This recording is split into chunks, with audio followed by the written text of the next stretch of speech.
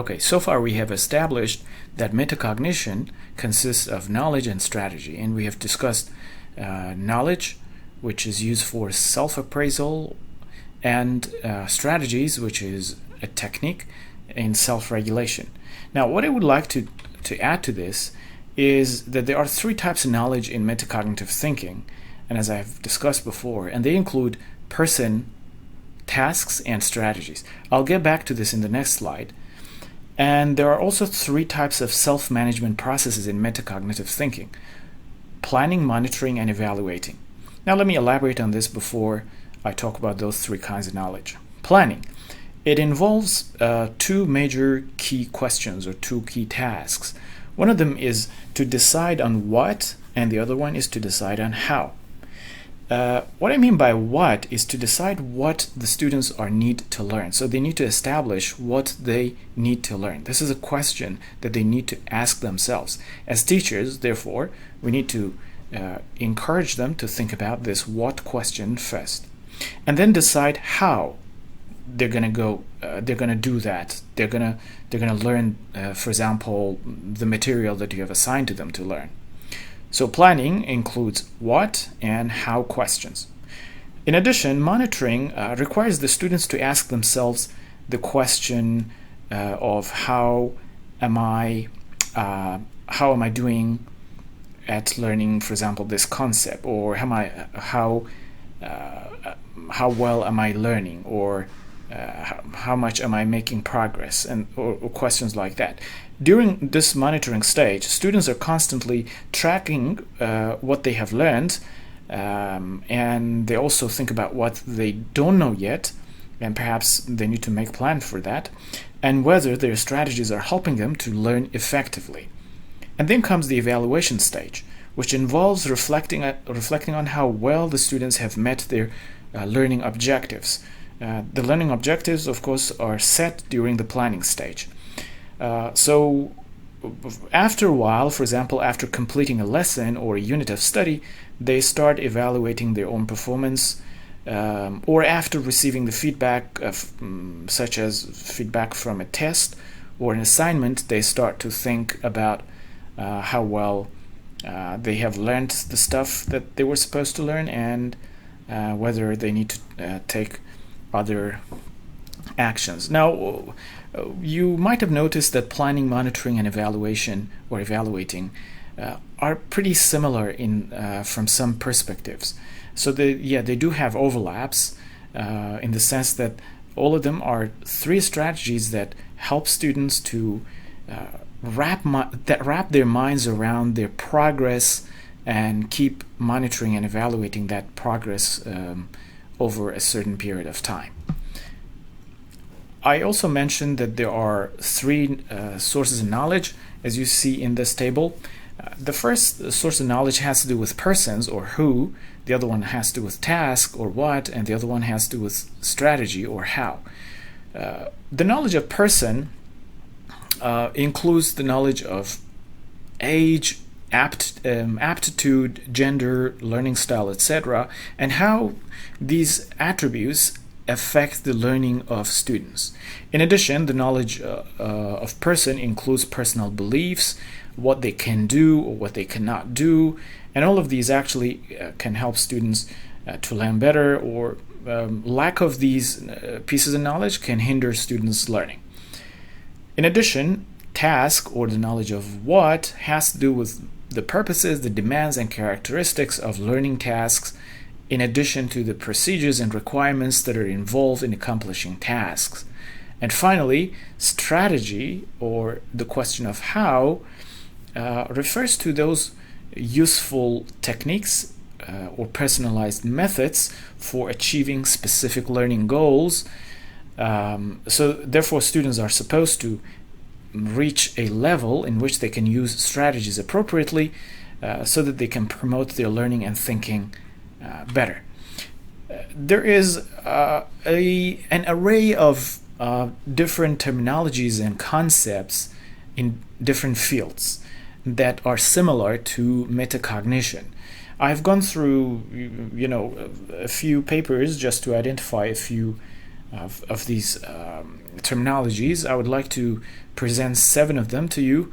I have already talked about the theory of mind, as right in the top left corner. It's defined as the ability to attribute mental states like beliefs, intents, desires, pretending, knowledge, etc., to yourself or to someone else. Some research shows that there is a significant correlation between listening comprehension or listening performance and the theory of mind. Now, that's an interesting finding, but I'm not sure if that's universal or that's free from the context. So it would be interesting to see if future research confirms the same conclusion or not. The theory of mind also includes our stereotypes, our knowledge structure based on which we have created our worldview. For example, when you look at someone and you immediately think, oh, this person must be affiliated with that school of thought, or he must have this religion, or he must believe in this or believe in that, or he must be happy or sad or something like that. Most often our theories of mind could be wrong and could be completely inaccurate about persons. Now, there are other constructs such as awareness, which also has some overlap with the construct of metacognition. Awareness is defined as the ability to directly know or perceive, to feel, or to be cognizant of events. So we can say that awareness is not specific to humans. Other species also are aware, but the extent to which they're aware about their surroundings and they can interact with their surroundings and environments is different from Homo sapiens or humans. The other concept is metamemory, which refers to self-awareness of memory. In other words, what helps or what does not help can be all subsumed under the concept of metamemory. The other concept is higher order skills, which require more cognitive processing and are important for academic or personal development. If you look at Bloom's taxonomy, you'll find a range of these higher order skills, such as analysis, evaluation, and synthesis. For each of these categories and, let's say, subconstructs, you would need to engage in planning, perhaps some level of monitoring and evaluation. The other concept is learning strategies, which kind of overlaps with metacognition to some extent, and it refers to processes and actions that are consciously developed by learners to help them to learn or use a language effectively.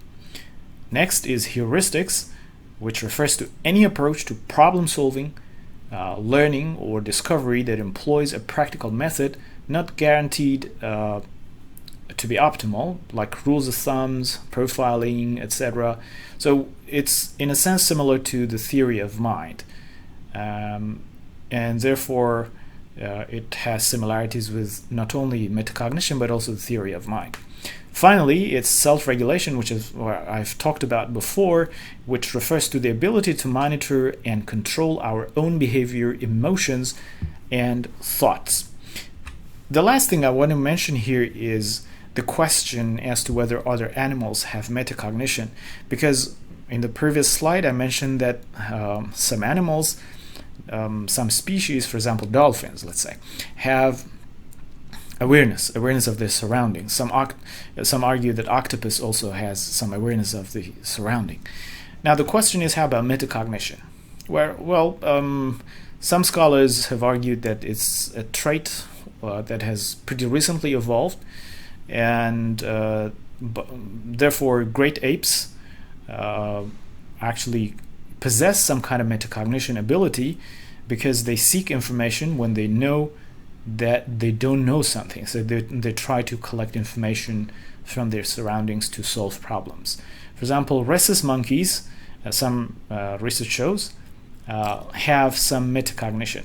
But personally, I don't think that the metacognition you can find in other species is as well developed as that in human beings. So this brings me to the end of this brief presentation on the concept of metacognition and its application in oracy and speaking. I have covered quite a little bit of this discussion implicitly or explicitly in the 4 videos that I created about the concept of speaking and the 7-stage cycle of teaching speaking.